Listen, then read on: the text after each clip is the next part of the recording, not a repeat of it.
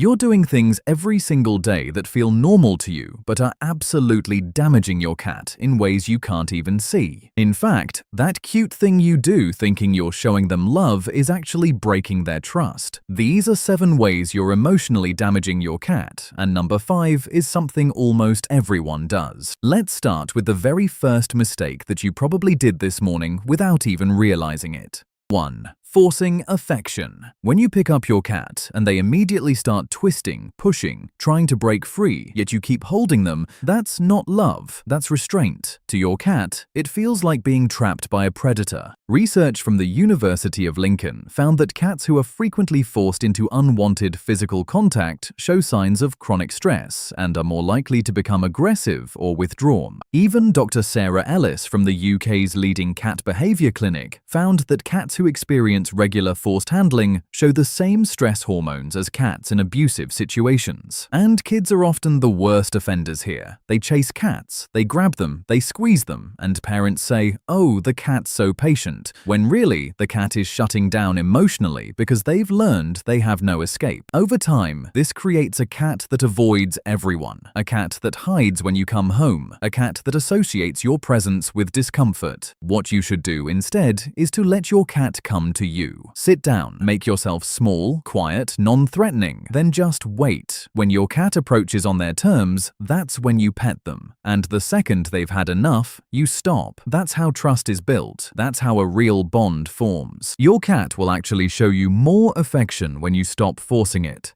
2. Ignoring their communication. When your cat slowly blinks at you, that's cat language for "I love you." When you don't blink back, you're essentially leaving them on read. Imagine texting someone you care about and they just never respond. That's what it feels like for your cat. But here's what most people miss. Cats communicate discomfort in super subtle ways. Tail twitching? They're getting annoyed. Ears slightly back? They're uncomfortable. Dilated pupils when there's plenty of light. They're stressed or scared, exposing their belly. That's not an invitation to pet them. It's actually a sign of vulnerability, not submission. When we ignore these signals and keep petting them, keep forcing interaction, or keep doing whatever's bothering them, we're teaching them that their voice doesn't matter. Over time, this creates learned helplessness. Your cat stops trying to communicate because they've learned you won't listen anyway. Imagine trying to talk to someone who never listens, who touches you when you say stop, who invades your space when you ask for distance. That's how your cat feels. The easy fix is to start paying attention. Watch your cat's tail, ears, and eyes. When they signal discomfort, respect it immediately. You'll be shocked how much your cat's behavior improves when they feel heard. 3. Not providing enrichment. Cats are predators. They're hardwired to hunt, stalk, and explore. When we keep them in an apartment with nothing to do, we're creating what animal behaviorists call learned boredom, which is basically a form of depression. Think about it. Your cat sleeps 16 hours a day. You think that's normal, but wild cats sleep that much because they spend their waking hours hunting, which is exhausting. Your indoor cat sleeps that much while there's literally nothing else to do. A landmark study from Ohio State University found that indoor cats without adequate enrichment develop signs of clinical depression, lethargy, overeating, excessive sleeping, and withdrawn behavior. Your cat isn't lazy. Your cat is understimulated to the point of emotional numbness. And the fix isn't just buying another toy and calling it a day. They need environmental complexity, puzzle feeders that make your cat hunt for food, vertical space like cat trees where they can survey their territory, rotating toys to keep novelty high, window perches where they can watch birds, even just 15 minutes of interactive play every day with a wand toy. Think about it. Would you be mentally healthy if you sat in an empty room for 16 hours a day with nothing to do? Of course not. You'd deteriorate. Your cat is no different. When you give your cat mental and physical challenges, you're not just entertaining them, you're giving them purpose. You're giving them a reason to feel engaged with life. And if you think your cat seems fine, watch what happens when you add enrichment. You'll see a completely different animal emerge. 4. Inconsistent routine. Cats are creatures of extreme habit. Their entire sense of security is built on predictability. In the wild, they have routines. They hunt at the same times, they patrol territory at the same times, and they rest at the same times. This predictability makes them feel safe. When you disrupt their routine, you shatter their world, and most cat owners do this constantly without realizing it. When you feed your cat at 7 a.m. one day, 10 a.m. the next, and noon the day after, you're creating chronic uncertainty. Your cat doesn't know when resources are coming, and uncertainty equals stress. But it's not just about feeding. When you're sometimes home, sometimes not. When you're sometimes playful, sometimes irritable. When you rearrange furniture constantly. All of this creates an environment where your cat can never relax because they can't predict what's coming next. Dr. Tony Buffington, a veterinary nutritionist at Ohio State University, found that environmental instability is a leading cause of feline idiopathic cystitis,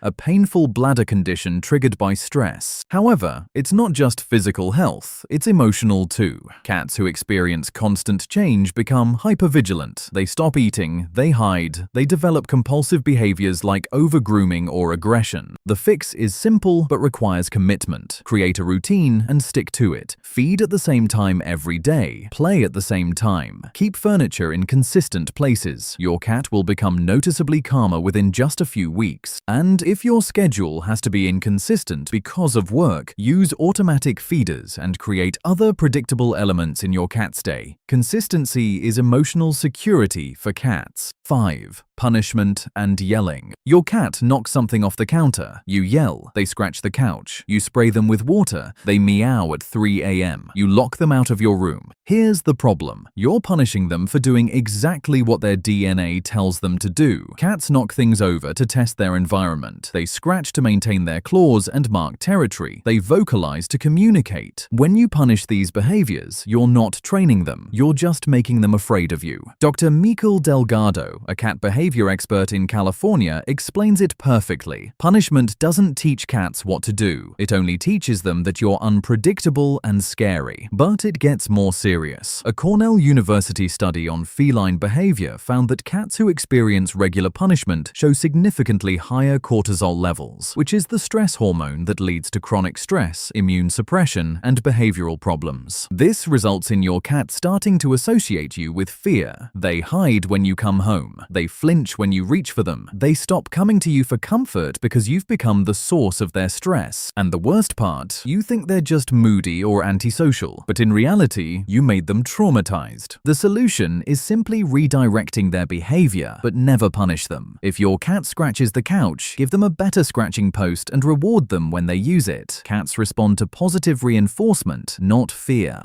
6. Having multiple cats without proper resources. Cats are not pack animals. They're solitary hunters who only socialize on their own terms. When you force two cats to share space, resources, and attention without proper management, you can create a constant state of tension. Even if your cats aren't fighting, they might be stressed. One cat might be guarding the litter box. Another might be blocking access to food. These are subtle dominance behaviors that create chronic stress for the submissive cat. The solution isn't to separate them. It's to provide enough resources that they never have to compete. Multiple feeding stations in different rooms, multiple litter boxes in different areas, multiple water bowls, multiple high perches. Basically, each cat should be able to live their whole day without crossing paths with the other cat if they don't want to. When cats have the choice to interact, they often do, and it's positive. When they're forced to interact because resources are scarce, it breeds resentment and stress. So if you have multiple cats and you're seeing weird behaviors, resource scarcity is probably your issue.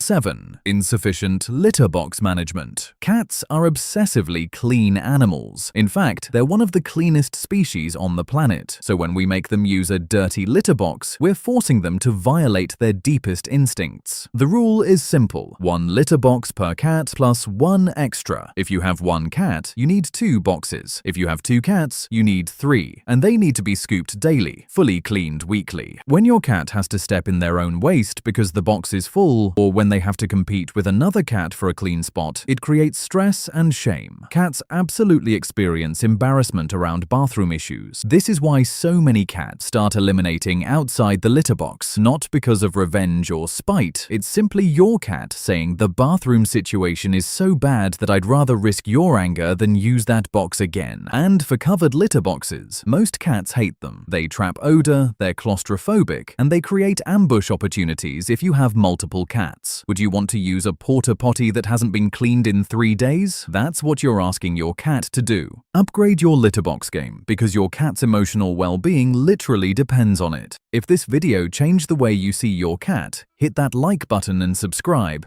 then give your cat a hug for me and I'll see you in the next one.